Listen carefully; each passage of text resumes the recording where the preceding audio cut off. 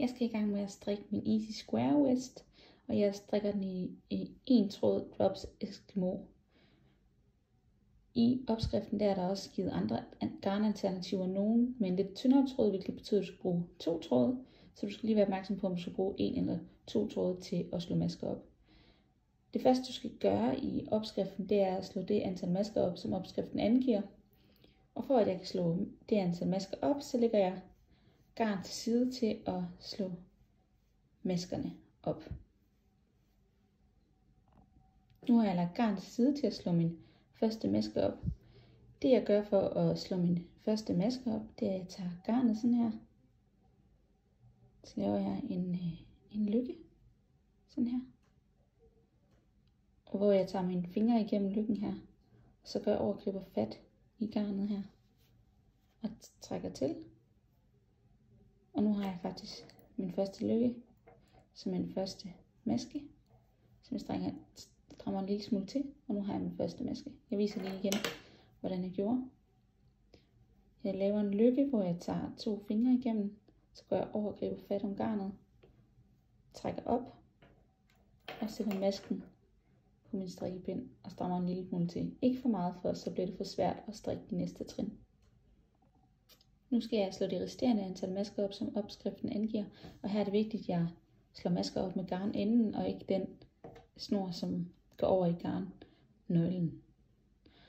Og jeg slår de resterende masker op på følgende måde, at jeg laver en lille lykke igen, og sætter den over på strikkepinden, strammer en lille smule til, ikke for meget, laver en lykke, sætter den over på strikkepinden, strammer en lille smule til,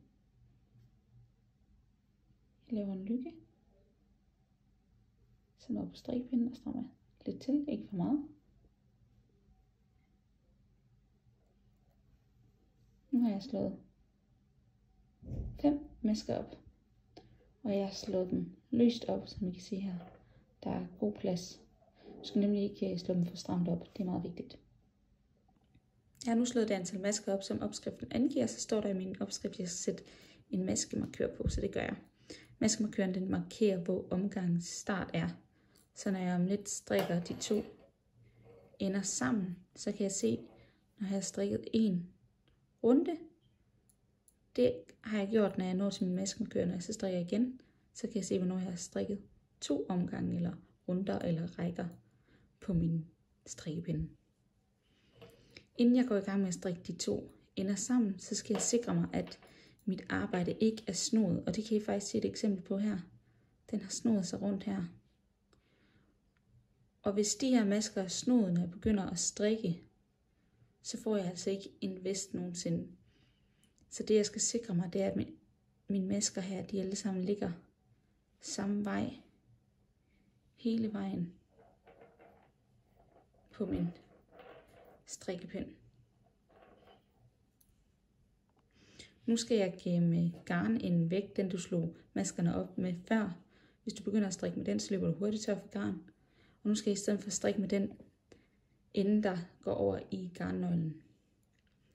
Først så tager jeg lige min maskemarkør over på min højre strikkepind, og så tager jeg garnet op på min venstre pegefinger. Så går jeg ind i masken herfra, går om og griber fat om garnet og trækker det over på min højre strikkepind og strammer til. Nu har jeg egentlig strikket mine 2 pinde sammen. Nu har jeg strikket en ret maske, og i det her i opskriften skal starte med at strikke rib, så skal jeg skiftevis strikke ret og vrangmasker. Så min næste maske, det er en vrangmaske.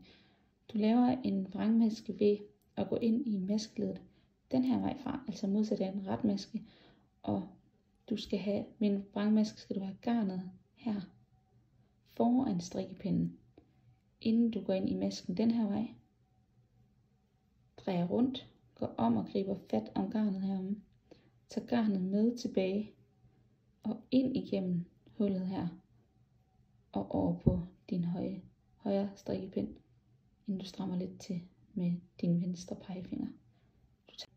Nu har jeg strikket en retmaske og en vrangmaske, så nu skal jeg strikke en retmaske igen. strikker en retmaske ved at gå ind i maskeledet den her vej fra.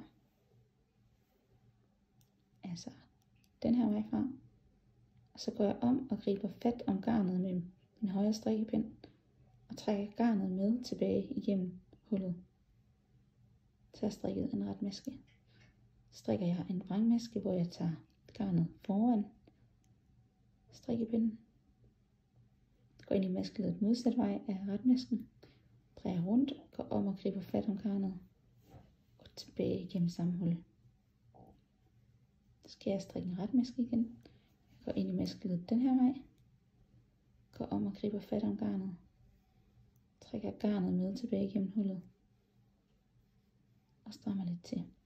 Det er ret vigtigt, at I ikke strammer for meget til, så bliver det for svært. Jeg har nu strikket næsten 3 omgange, når jeg lige har strikket den her også, og så vil jeg bare vise jer, hvordan det kommer til at se ud. Det her ribstrik. Det er sådan meget groft i det, og du kan se dine masker, de ligger som sådan nogle V'er her. Der er et V der, et V der, og et V der. Det viser altså, at du har strikket 3 omgange, fordi der ligger 3 V'er hele vejen. Der og der ligger mine V'er.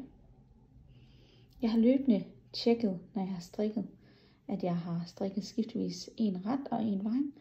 Og så har jeg løbende tjekket, at mit arbejde ikke har snoet sig. Det kan man se her, at det ikke har. Og hvis du ikke har tjekket det endnu, så synes jeg lige, at du skal tjekke det, inden du strikker videre. For det er så ærgerligt at skulle trævle op, når man er nået langt. Jeg vil lige vise, hvordan du kan se, om du skal til at strikke en retmaske eller en vrangmaske.